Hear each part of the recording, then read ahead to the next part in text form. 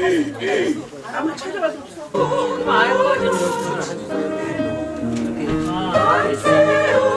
보세요. 어떤 부패하다 보면 자기도 모실 분이니까. 만나 못하나 몸도로도로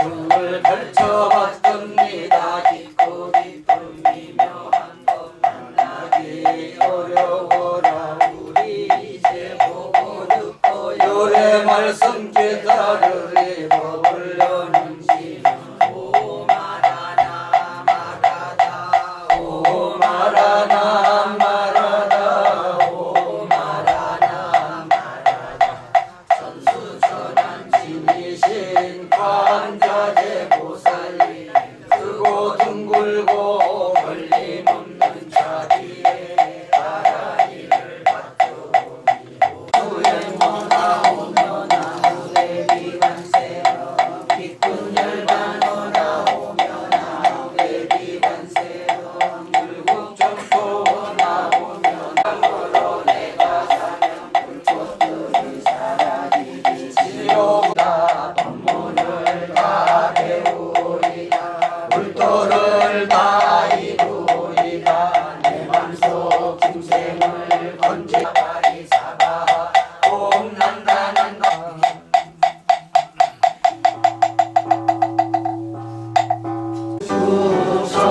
주선님께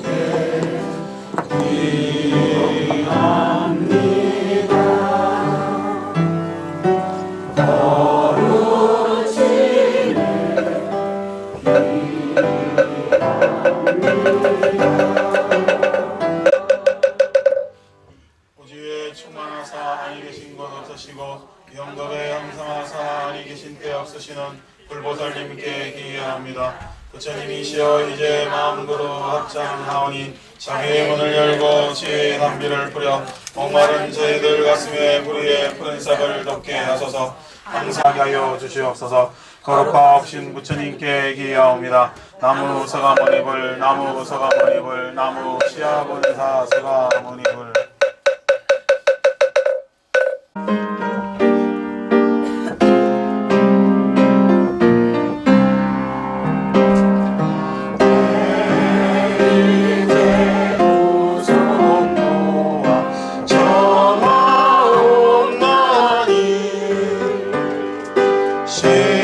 시방세계 구전에 우주대강경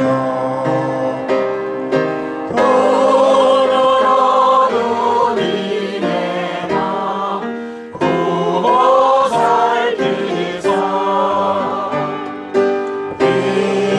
위없는 내 법문을 널리어소서. 사오리 내 이제 엎드려서 돌아온나니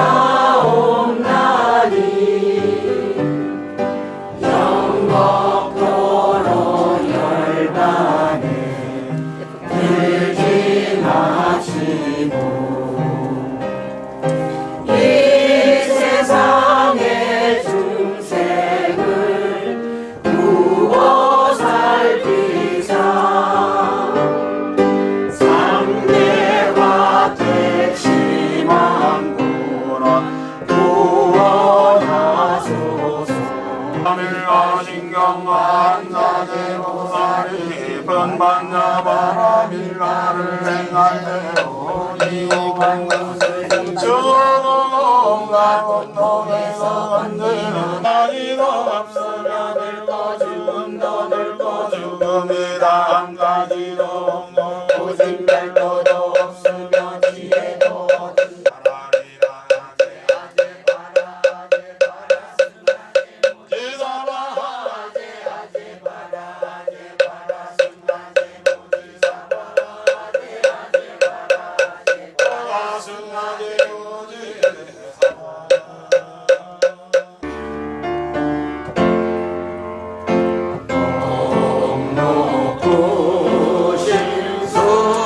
신수승리 사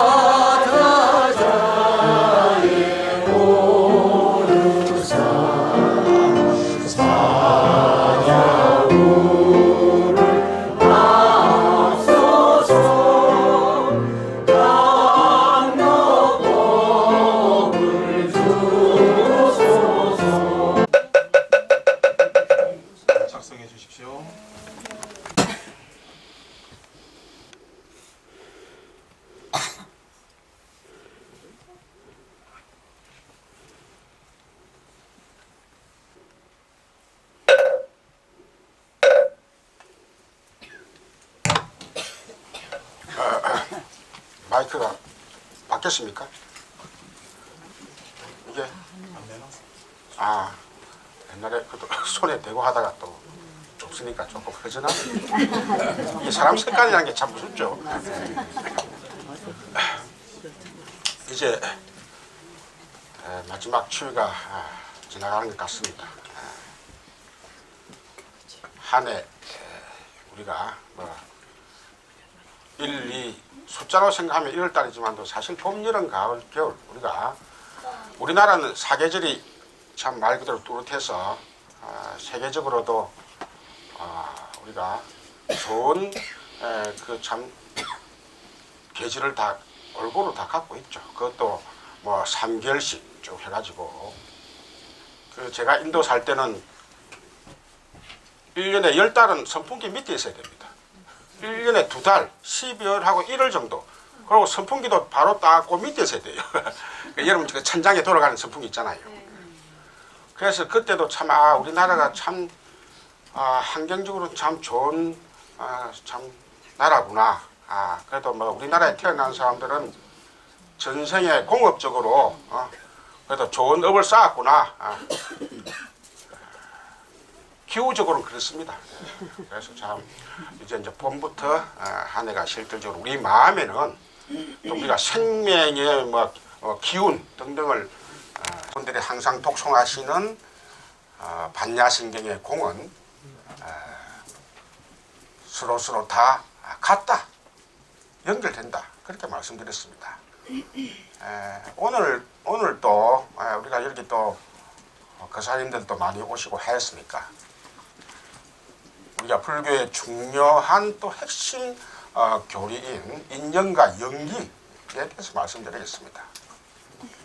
우리가 인연이라고 하면은 참 불교를 뭐 믿든 안 믿든 뭐 연이 맞아야지 뭐 하는 이야기를 많이 듣습니다. 뭐 부부 간의 연도 그렇고 부모 자식 간의 인연도 그렇고 이게 이제 우리가 불교 신자가 아니라도 이게 모든 것은 다 그래도 연이 맞아야 된다. 그럼 연이 뭐냐? 인연이 뭐냐는 거죠. 그게 이제 세상을 쭉 사셔서 오래되신 분들은 인연이라는 게 참 묘하다. 뭘 하나로 딱 그 원인을 어느 한두 가지에서 원인을 찾기가 어려울 정도로 여러 가지 조건이 맞아가지고 딱 그 성사가 됐을 때 소개를 한다든가 어떻게 해가지고 해도 그게 연이 안 맞을 때는 몇 분 또 삐뚤어지다가 그래 또 이제 되면은 참 좋은 년이다. 또 그렇게 합니다. 그게 이제 우리가 그 불교 교리는 몰라도 그분들의 마음속에는 이 세상 일이라고 하는 것이 얽히고 설키 있다는 거예요. 우리 인간은 뭔가 단순하게 한두 가지에서 원인을 찾고자 하는 그 버릇이 있습니다. 뭔가 하나, 우리가 약을 치도 병이 걸리면은 어떤 약 하나만 딱 먹으면은 다 낫는 걸로. 그래가지고 병에 관계없이 모든 병을 다 낫을 수 있다 해가지고 그걸 만병통치약이라 합니다. 만병통치. 그것만 있으면 병 걸리면 다 납니다.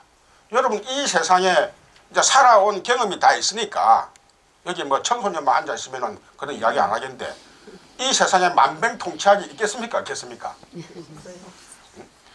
없어요 하지만 그래도 있을지 모른다. 나이 90에서 한 10살 정도 더 살게 하는 그게 있을지 모른다.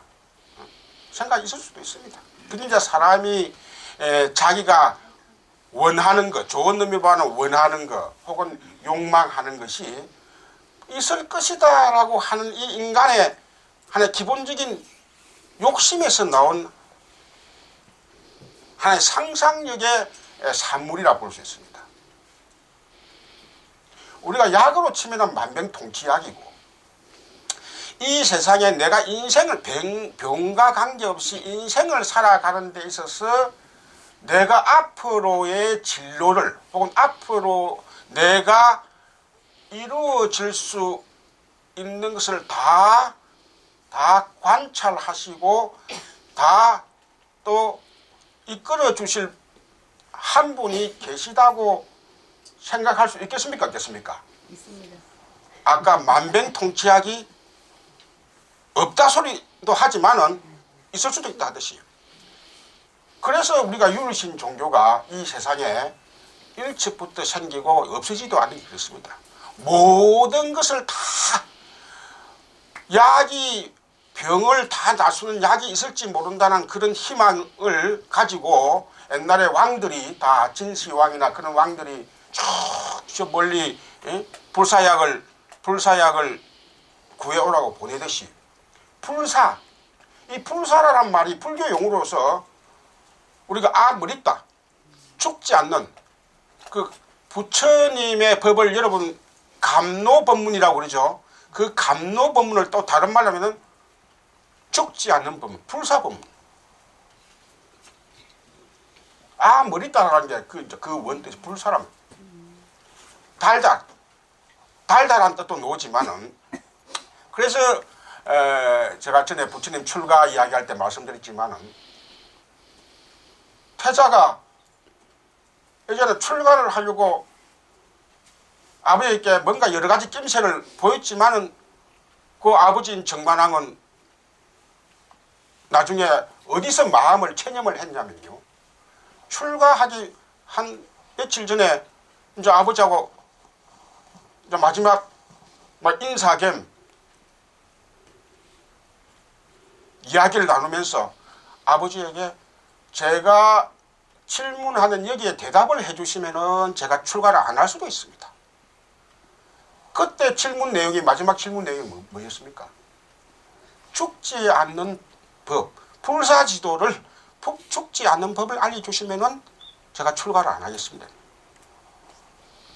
그러니까 불교의 그 핵심이 어디 있느냐? 혹은 시타트 태자가 출가를 하게 된 근본적인 그런 의문이 뭐였느냐는 거예요. 죽음의 문제였다는 것이죠. 근데 아버지로서도 이제 나이가 그때 나이를 대강 계산하면은 부처님께서 출가하신 해가 29살 때니까 그럼 대강 요새 계산해보면 아버지도 한 70 될 정도 연세가 되신 분 아닙니까? 불사지도 자기로서도 해결할 수 없는 거예요. 그래서 그때 비로소 아버지도 더 이상 내가 아들이지만은 더 이상 내가 붙잡을 수 없구나. 그 당시 또 인도에서는 자식들이 여러 명 있으면은 그 중에 몇 사람 출가하는 거는 그런대로 또 다 용인이 되는 문화였습니다. 그런데 이제 부처님께서는 더구나 이제 외아들이지만은 아들까지 낳았으니까 가업을 잇는 아들 이제 아버지를 보면 손자지만은 했으니까 그 가업에 대한 기본적인 의무는 했으니까 내가 이제 출가를 해도 되겠다 해서 출가를 하신 거예요. 자, 그래서 이제 제가 오늘 이 짧은 시간에 이야기가 얼마나 전달될지 모르지만은 이 인연하고 연기 오늘 말씀드린다 했습니다. 그럼 이 인연하고 연기가 죽음하고 무슨 관계 되느냐는 거죠. 그래서 부처님께서는 태자 때 아버지에게 마지막 질문을 던지고 내가 이런 문제를 해결하게 되면 아버지한테는 그때 직접 이야기는 안 했지만은 출가를 하고 나서 밤 새벽녘에 오로지 마부하고 말만 대동을 해가지고 출가를 하고 나서 마부하고 말을 돌려보냅니다. 돌려보내면서 내가 도를 이루고 나면은 반드시 돌아간다. 그걸 태자비에게 전해달라 이럽니다. 저는 이런 대목들이 의미가 있다 봐요. 불교라고 하는 것이 속세를 끊고 완전히 그 수행인들만 모여 사는 우리가 오늘날 신앙단체라듯이 마치 막 사막에 한 군데랄까 아니면 큰 높은 산에 꼭대기에 딱 그 높은 담을 쌓고 사듯이 그런 수행단체 그룹이냐? 그렇지 않다는. 도를 이루면 돌아간다는. 저는 왜 이 말이 중요하면 자이나교 같은 경우에는 수행인들이 안 들어옵니다. 자이나교 같은 경우에는 어느 정도 가게를 일구고 사업을 하고 나면 나이 한 40 후반 되면은 출가를 합니다. 근데 그 사람들은 말 그대로 세속과 완전히 단절됩니다. 어떻게 보면 우리 중국이나 한국에서 스님들이 출가를 하게 되면은 출가라고 하는 것은 세속을 끊는 거야. 단속. 우리가 남쪽에 가면 산천 그분 단속사라고 하는 그 유명한 절터가 있습니다. 그 단속이란 말이면 세속을 끊는단 말입니다. 그런데 과연 불교가 세속을 끊는 것이냐? 죽음의 문제를 해결하기 위해서 수행을 한다 할 때 그 제목이 뭔가? 죽음의 문제. 따지면 우리나라의 중국 불교의 영향으로 수많은 하두가 있고 하지만은 아마 그 중국의 1700공안이라요. 근데 공안이나 하두나 똑같은 말이에요. 이제 공식화된 질문, 공안이라면 그렇게 생각하면 되는 거예요. 가장 공식화된 그런 불교적인 질문을 공안이라고 해요. 우리가 옛날에 우리가 공식 문서하듯이. 그런데 그 1700공안이란 그 중에 여러분들이 이게 조금 뭔가 내가 와닿다 하는 건 별로 없어요. 한 서너 가지밖에 안 됩니다. 그런데 가장 제가 항상 이야기하는 불교 경전 안에 혹은 부처님의 일생 안에 불교의 진짜 하두가 있다는 거예요. 그게 아까 조금 전에 죽음이라는 문제입니다. 도대체 죽음이란 무엇이며 죽지 않은 길이 뭔가? 이게 부처님께서 아까 이야기한 아버지로부터 마지막 이 문제를 해결합니다. 우리가 이 세상의 모든 종교 철학이 따지면 가장 근본적인 하나는 이 죽음의 문제입니다. 물론 이제 죽음이 뭐냐 하는 문제에서부터 이제 생으로 넘어가지만은 불교의 연기법이라고 하는 것이 그래서 부처님께서는 출가를 하시가지고 6년 동안 참 말 그대로 그래도 알려져 있는 서성을 찾아가지만은 그 알려져 있는 서정을 찾아가지만 다 만족을 못합니다. 그런 이야기는 제가 또 전에 말씀을 드리고 했어요. 그래서 당신께서 이제는 마지막에 홀로 여러분들이 아시는 보드가야, 이 보드가야도 지난번에 말씀드렸습니다. 그 보드가야에서 이제는 집중 명상을 통해서 새벽녘에 도를 이루셨다. 그런데 그 도를 이루셨다고 하면서 무엇을 깨우치셨느냐? 우리가 오늘날 많은 스님들이나 학자들이나 혹은 종교인들 사이에 과연 그날 부처님께서 무엇을 깨우치셨느냐 하는 게 많은 이야기가 오갑니다. 그런데 연기법을 깨우쳤다. 사성제를 깨우쳤다. 중도를 깨우쳤다. 요 한 서너 가지 범위 안에 항상 놓습니다. 그래서 지난번에 제가 중도도 말씀드리고 또 무화도 말씀드리고 했지만은 그런데 이제 그런 이야기는 또 그런 이야기대로 나름대로 알아들을 수 있는 또 막 그런 비유법도 있고 하지만은 이게 연기법이라고 하는 게요 만만찮아요. 부처님도 당시 그 경전에 내가 너희들에게 제자인 너희들에게 이야기한 연기법은 저 숲속에 나뭇잎을 몇 개 손바닥에 갖고 와서 여러분한테 보일 때 저 숲속에 있는 나뭇잎하고 내가 여러분한테 보인 이 손바닥에 나타나는 나뭇잎하고 그 개수 차이가 나느냐 안 나느냐 엄청난 차이가 납니다. 내가 말로서 한 것은 이 손바닥이 이 정도밖에 안 된다는 것이죠. 그러면 그 연기법에 대한 말로서 표현하기 힘든 그런 엄청난 깊은 내용들이 있다는 거예요. 우리가 여기서 이제 우리가 오늘날 흔히 선불교에서 이야기한 아름아리를 내지 마라, 궁극적인 경지는 말로 표현할 수 없다 하는 게 실제로는 경쟁적인 근거로 보면 이게 연기법에서 나오는 거예요. 그때 어른들 돌아가시는 모습들을 보고 다 했을 거 아닙니까? 그러면 그 참 말로 표현할 수 없는 우리가 그 죽음의 이별의 순간에는 말로 표현할 수 없는 그런 부분들이 빙산의 아래에 더 많습니다. 그래서 그 가까이 있는 사람을 내보낸 그 스트레스가 내년을 간다고 그러죠. 우리가 특히 부부 사이에 그렇게 잘 지내던 사람들이 이별했을 때 그 이끄는 스트레스가 엄청나요.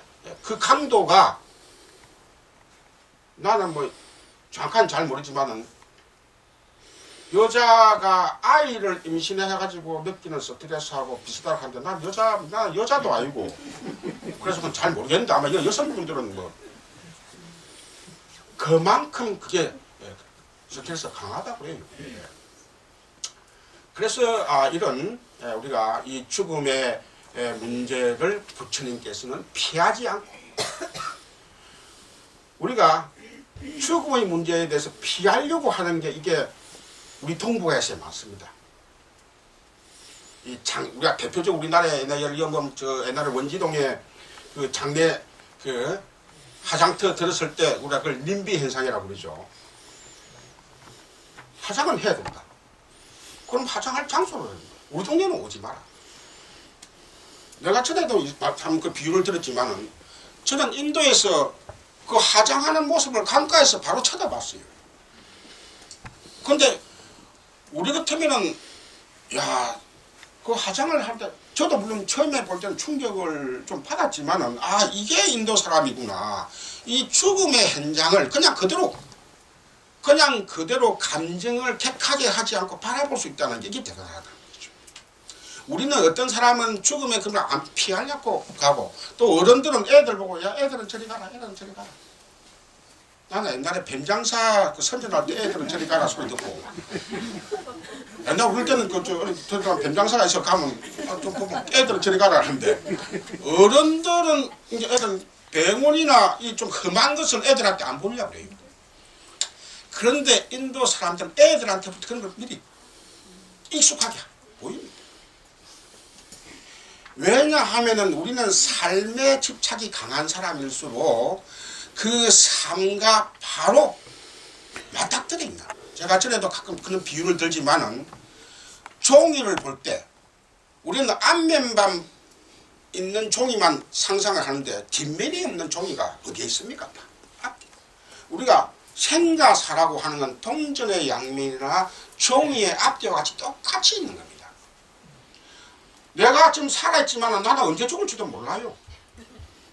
나는 그래도 부처님 연세까지는 살고 싶다는 생각이 들어가지고 한 15년 전에 우리 동네에서 쭉 그 지하철 4호선을 타면 저 어디까지 가냐면 그 지하철 4호선 끝에 무슨 섬이라는 하나의 표시로서 내가 낚시는 안 하지만 낚시줄을 사야 되겠다 싶었고 요 감긴 낚시줄. 그래서 낚시줄 나이론 돼 있잖아. 나이론으로.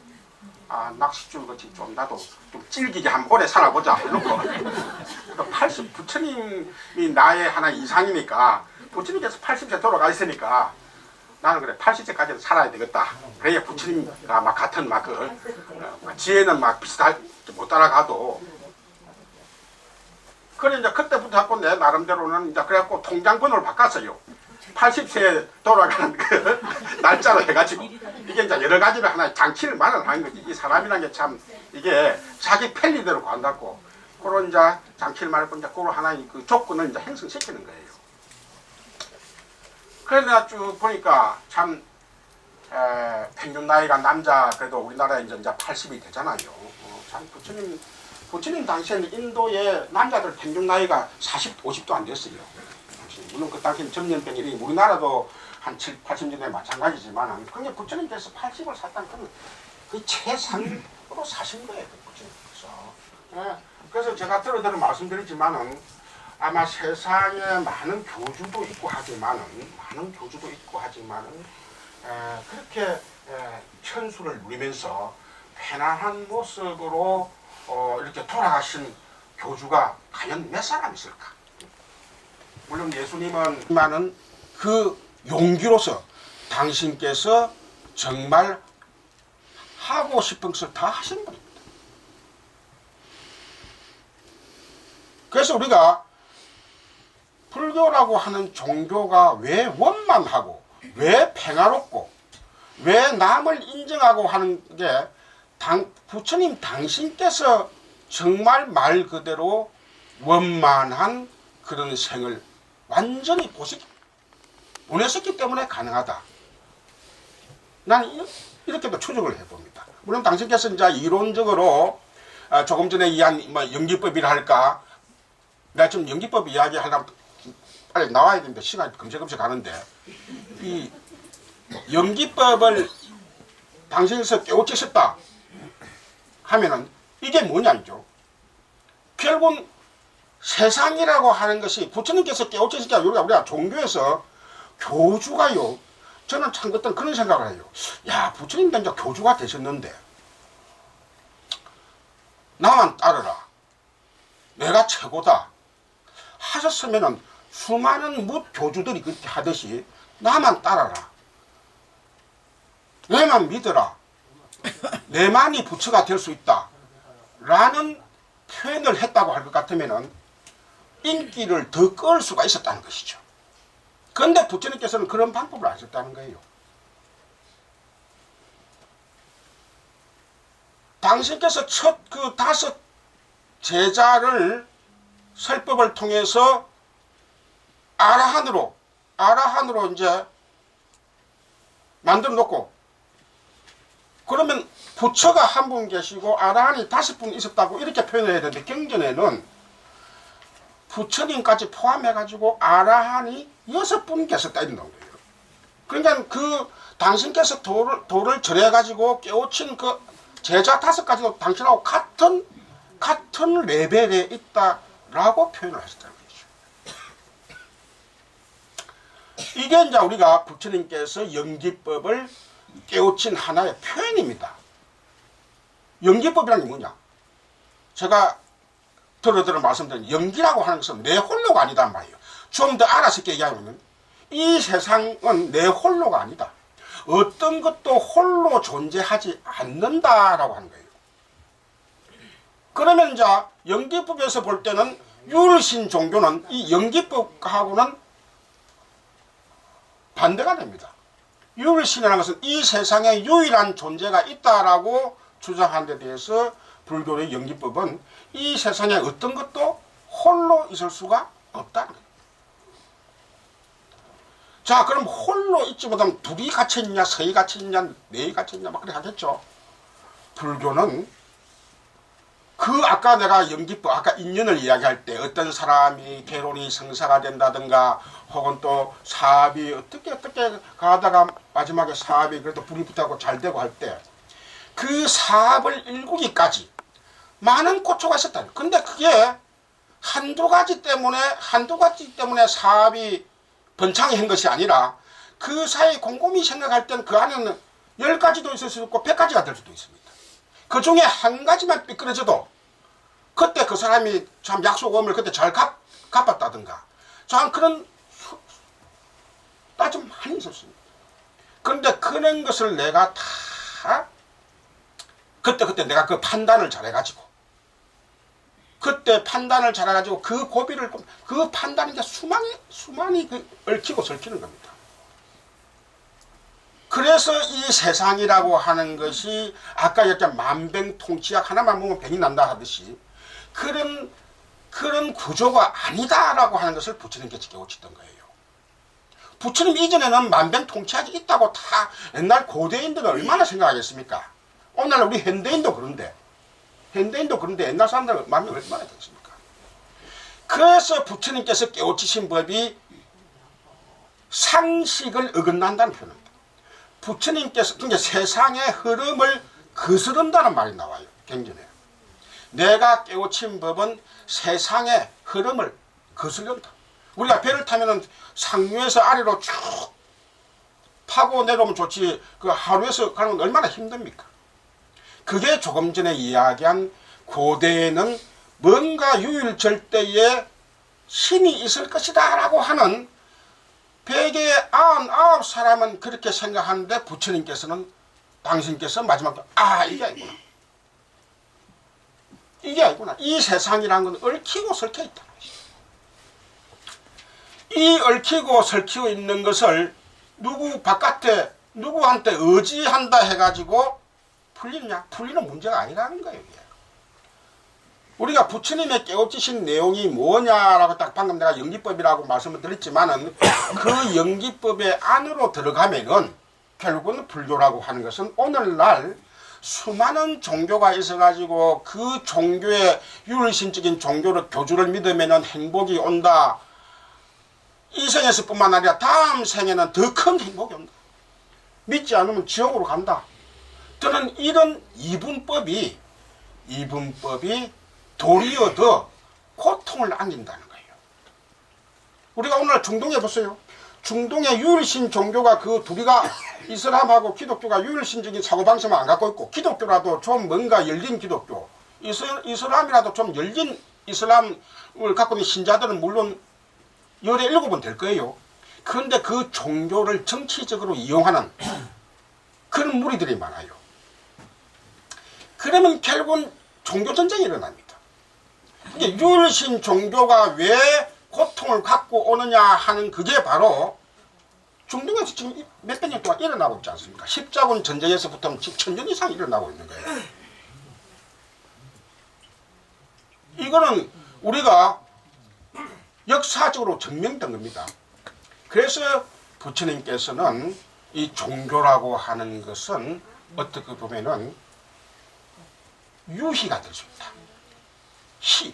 종교를 가지고 유희라는 게 뭡니까? 애들이 어린애들 보면 한 서너 살 되면 다 특히 여식 애들이 그런 말 하죠. 장난감 가지고 장난감 가지고 놀고 하면서 니는 아빠 해라, 나는 엄마 할게, 또 니는 뭐 아들하고 딸하고 함께 한 서너 시간 동안 뭐 금세 역할이 돼갖고 뭐 아빠 엄마 하면서 잘 놀아요. 그러다가 이제 뭐 예를 들면 라면 끼리 와라 하면 라면을 또 끼러 오는데 라면은 안 보이고 자기들끼리 조그만 해갖고 또 불이 오고 해갖고 내가 옆에 있다고 라면 한 그릇 가져온다면 또 갖다 줘요. 그럼 나는 또 라면 맛있다고 후 하고 흉내를 내고 그럼 또 좋아라 박수를 치고. 종교란 게요, 애들 장난치는 이거 하고 우리가 있지도 않은 유일신을 만들어 가지고 하면 다 들어준다. 다 들어. 불교에서 그래서 희론이라는 표현을 씁니다. 종교라고 하는 것이 잘못 집착을 하면 희론이 된다는 거예요. 그 잠깐 애들이 거기서 아버지하고 엄마하고 놀다가 나중에 시간 되고 나면은 이제 또 뭐 철수야 영희야 네가 잘하니 뭐했냐고 싸우면 애들로 돌아가듯이 우리는 오랜 전 부처님께서는 오래 전부터 고대인들이, 왜냐면 그때 부처님 당시 고대니까, 더구나 고대인들은 이 참 말 그대로 왕이니 타게 종교 지도자니 교준이 있는 데 대해서 절대적으로 믿는 거 아닙니까? 여기에 대해서 부처님께서 자신 있게 내가 깨우친 법은 연기법이다. 그리고 그 연기법은 안으로 깊이 들어가 보면 결국은 우리들이 그동안에 종교신, 있지도 않은 종교신을 가지고 우리는 한바탕 한 생을 그냥 놀다가 그래도 그 휩싸여 간다 이거죠. 그런데 이 이야기를 함부로 하기가 쉽지 않습니다. 열에 100에 99 애들이 소꿉장난을 하고 있는데 한 애가 니 그 소꿉장난 할 필요 없어, 무슨 재미로 소꿉장난을 하고 하면 그 애가 왕따가 되듯이 부처님께서 그래서 상식을, 내가 깨우친 연기법은 상식을 거스른다. 그러니까 요 사이는 상식이라는 게 이제 세월이 흘렸으니까 신을 믿지 않은 종교도 훌륭한 종교가 될 수 있다라고 하는 게 이제 상식화된 거예요. 이제 불교가. 그래서 이제 우리가 100년 전에 영국이나 유럽을 중심으로 한 종교학자들이 그 앞에까지는 신이라고 하는 존재가 있어야만이 종교다 라고 정의를 했는데, 이제는 신이라는 문제를 필수적으로 안 넣고 인간과 세계의 궁극적인 문제에 대해서, 인간과 세계, 우리가 나를 중심으로 인간과 이 우주의 궁극적인 문제에 대해서 갖고 있는 어떤 신념체계는, 그래서 그러고 나서 이제 밑에 부록에다가 신 관념을 뜰 수도 있고 띄지 않을 수도 있다. 그 신이라고 신관념, 신이라는 생각을. 그게 이제 이게 불교 학자들의 특히 일본을 중심으로 한 그 당시 일본 사람들이 이 유학을 많이 가고 일본 출신 종교학자들이 불교라는 그 체계도 훌륭한 종교다 라고 하는 것을 주장하기 위해서 결국 이제 오늘날은 그 상식화 된 거예요. 종교라고 하는 것이. 그래서 여러분들은 여러분들 나름대로 따지면 다 종교를 가지고 있습니다. 물론 이제 인류 법배까지 놓으시니까 당연히 불교 신자지만은, 그러나 불교 신자지만 또 갖고 있는 나름대로의 조금 더 색깔이 다른 그게 있을 수 있다는 것이죠. 근데 이게 전부 다 불교적인 표현에 다 연기법 안에 다 들어갑니다. 연기법 안에.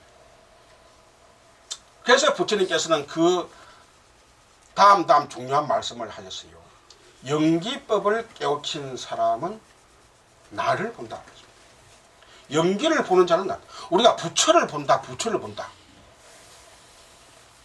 법회에 와서 부처님 상으로도 보고, 혹은 또 열심히 하다가 꿈에서도 부처님 상호를 보고 또 하는데, 과연 부처님의 어떤 모습이 바로 부처님 보는 것이냐. 불교 경전에도 부처님이 연세 드셔가지고 부처님 돌아가시기 전에 내 얼굴이라도 한번 봐야 되겠다 해가지고 병든 노 비구가 간청을 합니다. 우리가 참 연세 드신 부모님 돌아가시기 직전에 한번 얼굴 보고 싶은 자식의 마음이 드신 제자가 자기도 나이 들어서 병이 들었으면서도 부처님 얼굴을 뵙고자 간청을 합니다. 그래 이제 아난 존자를 통해서 이제 그 정갈이 와서 그래 막 그러면 그 내 얼굴 나도 다 흔들려가는 얼굴 뭐 보려고 오지 하면서도 부처님께 직접 가서 그 노비구를 백문을 합니다. 그러면서 그 유명한 법문을 합니다. 거의 건강경에도 있고 다 그러잖아요. 색법으로서 색법 물질법으로 내 얼굴 이 물질법으로서 색법으로서 나를 보지 마라. 육신으로서의 나를 보지 말고 법신으로서 내가 당신들에게 내가 여러분들에게 그동안 쭉 알려준 그 법들 그걸 생각하는 것이 바로 내를 보는 것이다. 물론 그 법을 다 모으고 모아서 핵심을 말한다 하면 아까 조금 전에 얘기한 연계비입이 될 수도 있고 중도가 될 수 있다는 것이죠. 그래서 부처님께서는 연기를 보는 자는 나를 본다는 거죠. 중요한 것은 자식들이 부모를 자주 뵙고 하는 것도 중요하지만은 가장 중요한 것은 자식들이 부모의 뜻을 이어받는 것이 부모의 생각에 어긋나지 않는 것이 가장 큰 효도라 볼 수 있습니다. 우리가 오늘날은 뭐 어디 요새 막 지방에 가면 핵심 도시 하니까 갑자기 부모 살던 쪽에 땅값이 올라가고 농값이 올라가니까 전에는 안 찾아오던 막 자식들이 경쟁해가지고 막 와가지고 인사를 한다 그러듯이 얼굴 자주 본다는 그게 효도하는 게 아니라는 것이죠. 궁극적 물론 얼굴도 자주 봐. 중요한 것은 부모의 뜻을 거스르지 않는다. 부모의 사상을 안다는 것이죠. 우리가 여러분들이 그래서 제가 들어 이야기하지만 기독교는 그래도 딱 그 신약성서 그 구약까지 하면 딱 2권 신약성서 더 짧죠. 항상 그 하나님의 말씀 예수님의 말씀이라고 그 연간한 신도들 그러니까 뭐 안경 같은 건 자그마하게 할 수 있거든요. 그것도 얼마든지 신약성서 작게 할 수 있어요. 그거 몇 문제는 넘는 것도 아닌지 모르겠어요. 좌우간 안에 좀 엮고 나서 내라 이제는 엮고 나서 좀 빼내고 해야 되는데 빼낸다는 말이 좀 이상하지만 그래서 분명히 말씀드리지만 부처님의 역사적인 그 실존의 말씀들이 가장 많이 남아있는 조금 전에 얘기한 연기를 보는 자는 나를 여러분 건강경은 너무 어려워요. 건강경은 글자는 쉬운데 또 내가 너무 어렵다 하면 또 거꾸로 생각합니다. 어려운 걸 더 열심히 봐야지. 아함경은 어디 가도요 다 요새는 한 건짜리라고 다 하면 아 연기법을 깨우치게 되면 모두가 부처가 되는구나 이렇게 연결되는 거예요. 그래서 이 세상에 부처가 한 분이 안 되는 이유가 연기법을 깨우치면 누구나 다 부처가 될 수 있기 때문에 그렇습니다. 아시겠죠? 이게 이제 우리가 불교가 진리, 법 중심의 종교라는 거예요. 어떤 인격체를 교주로 모시는 것이 불교가 아니고 이 세상의 이치를 깨우치면 그 사람이 부처가 된다는 거예요. 그래서 우리가 아까 내가 서두에서 연기와 인연이라고 그랬는데 우리가 현실적으로는 이제 인연이라는 말을 좀 많이 써요. 그래서 이제 조건. 그래서 연기라는 말은 그 인연이라는 그 말에 비해서 좀 더 미묘하고 깊은 그런 뜻을 갖고 있어요. 그런 말은 뭐냐면 인연이라고 하는 것은 아까 우리가 인연 쓸 때는 인과 연이 되었고 어떤 우리가 흔히 갈 때 인이라고 하는 것은 우리가 밭에다가 씨를 뿌릴 때 그 씨에 해당된다고 할 것 같으면 연이라고 하는 것은 그 밭의 토양이나 혹은 수분이나 혹은 사람의 공력이나 등등을 말합니다. 우리가 또 사람으로 치면은 인이 어떤 사람이 어떤 가정에 태어났을 때 그럼 그 가정에서 그 사람이 개척해 나가는 앞으로 전개되어 나가는 생활에서 자기 자신이 인이 된다고 할 때 가족은 연이 될 수가 있어요.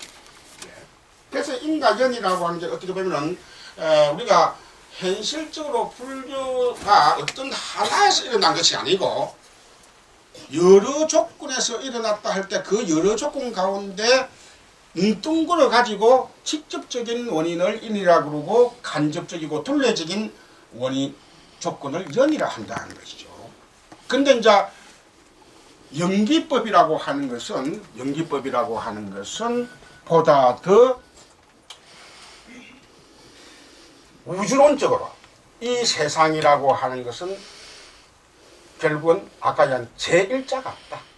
어떤 한 존재가 자지우지하는 그런 구조가 아니다라고 하는 불교의 이 우주론적인 것까지 다 포함해가지고 그래서 이제 우리가 대승불교가 전개되면요 이 연기에서 이제 우리가 하음법계 연기라는 데까지 응용이 됩니다. 이것도 다 초기 경전에서 나타나는 그 연기라는 용어가 결국 하음법계 연기란 뭐냐면요 이 세상이라는 것은 무궁무진하게 사사무해 수많은 사건들이 서로 만나고 헤어지고 하면서 그 가운데 정말 여러 물물들이 그 물물이라는 건 사람이 될 수도 있고 어떤 물건이 될 수도 있습니다. 그래서 그러한 존재들이 결국은 잠깐 만났다가 또 헤어지고 그러면 그 잠깐 만났을 때 거기서 그 만남의 순간을 기히 여기서 인생의 그 행복을 누릴 수 있다는 거예요. 그러니까 이 대목에서 허무른 자들은 허무하다 해가지고 이 세상에 살 가치가 없지 않느냐라고 의문을 가질 수 있는데 불교는 도리어 우리의 삶이라고 하는 것이 여러 사건들의 만남, 여러 조건들의 만남이 되었고 어떤 때는 나한테 안 좋은 조건이 될 수도 있고 좋은 조건이 될 수 있는데 그런 조건들이 우리가 흔히 미운정, 고운정 다 쌓여가지고 결국은 사람이 나중 나이가 되면 미운 사람이 있기 때문에 더 정이 든다는 말이 있듯이 나라고 하는 존재는 나의 과거의 수많은 조건들이 나의 이 유일한 지금 어떻게 보면 이때는 이제 내 자신을 이야기할 때 유일한 말 쓸 수 있습니다. 내 자신. 왜냐하면 우리는 남이 나를 인정해 주기를 바라는 이 습성이 있습니다. 오랜 그 과거에 습성이 있는 거예요. 신이 인정해 주면 더 좋죠. 누군가 인정을 해주면. 그런데 불교에서는 궁극적으로는 자기가 자기를 인정해야 된다는 거예요. 이게 이제 우리가 불교 연기법의 어려운 대목이에요. 자기가 자기를 사랑한다는 게요. 이 엄청나게 어려운 일입니다. 이거는 이제 우리가 애착은 또 달라요. 애착이라는 것은 자기 집착이고, 진정한 자기의 모습을 사랑할 수 있는 사람만이, 우리가 법궁에도 다 유명한 그 구절바닥 다 나오잖아요.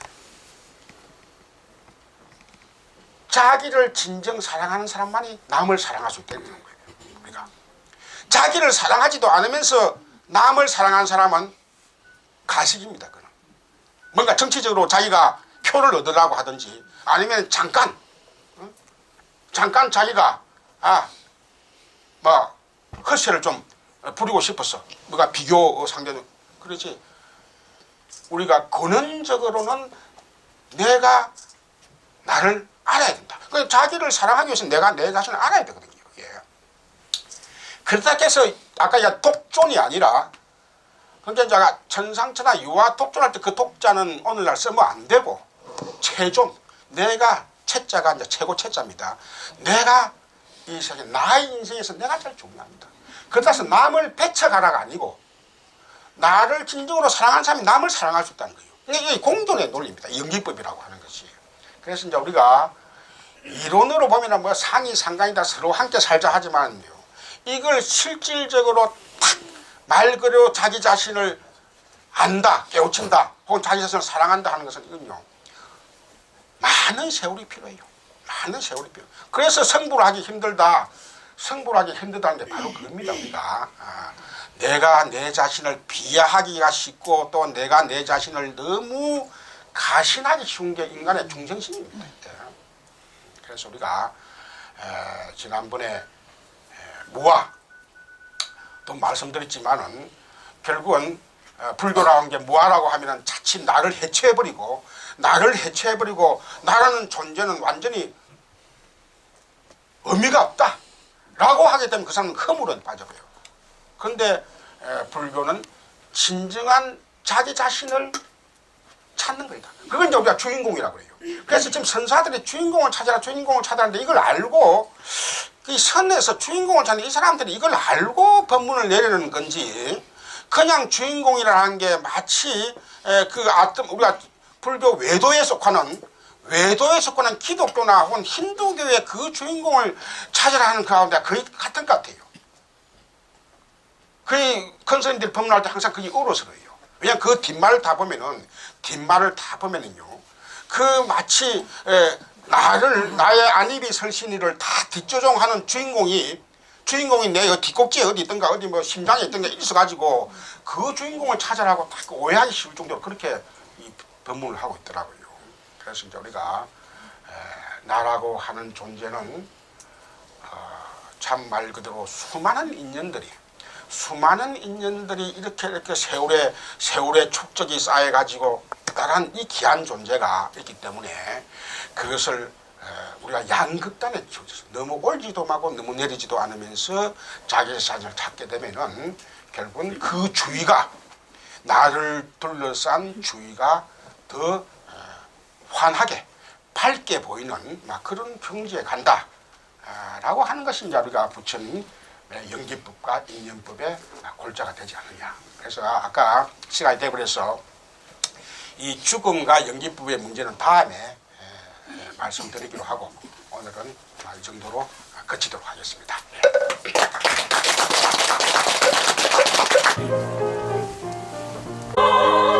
이제야 당신께 기합니다. 자비로 중생을 이끄시는 거룩하신 현세로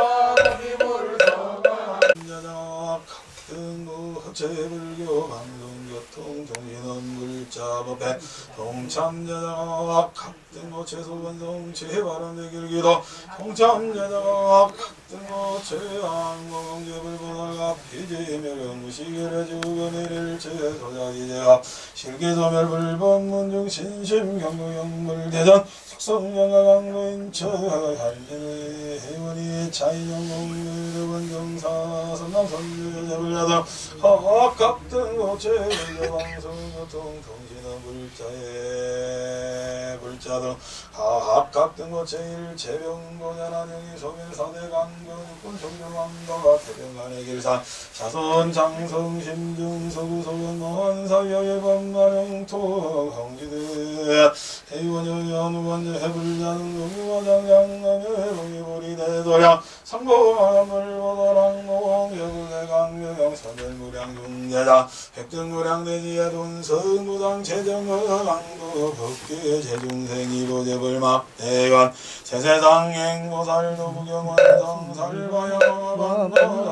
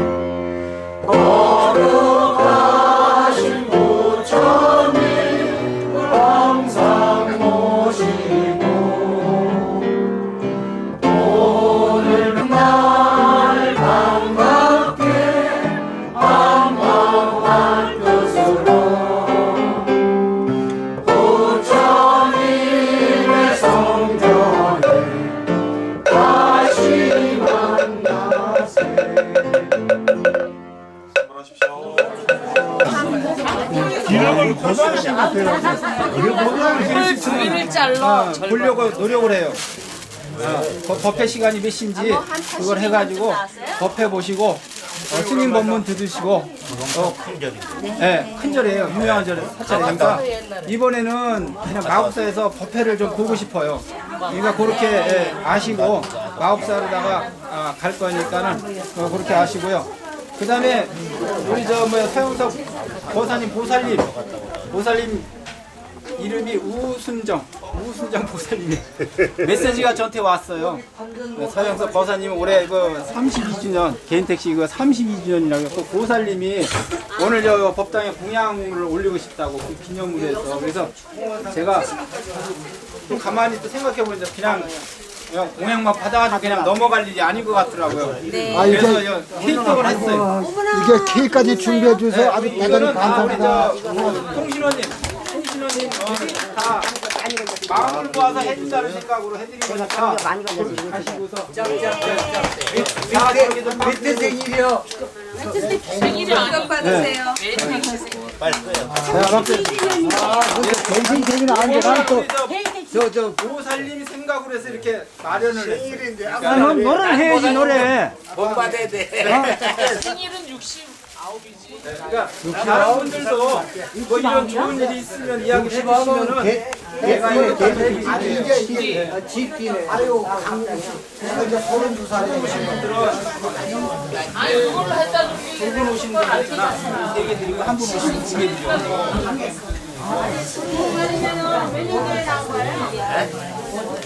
잠시하고요. 이번에 방송 나오잖아요.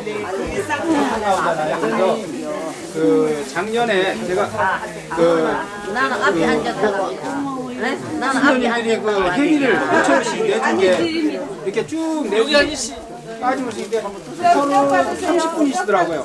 그 내가 쪽지 다 해서 드렸는데 거기 30분이에요. 30명이라서 그분을 위해서 그 망궁에 그 명단 30분 명단하고 제가 그 먼저 번에 윤 법사님한테 한번 그런 얘기 했어요. 30만 원 했는데 그게 조금 적다 싶은 생각이 든다 이렇게 생각하면은 그냥 오늘 실질이 5,000원이 됐든 만 원이 됐든 간에 조금씩 보태주시면은 그냥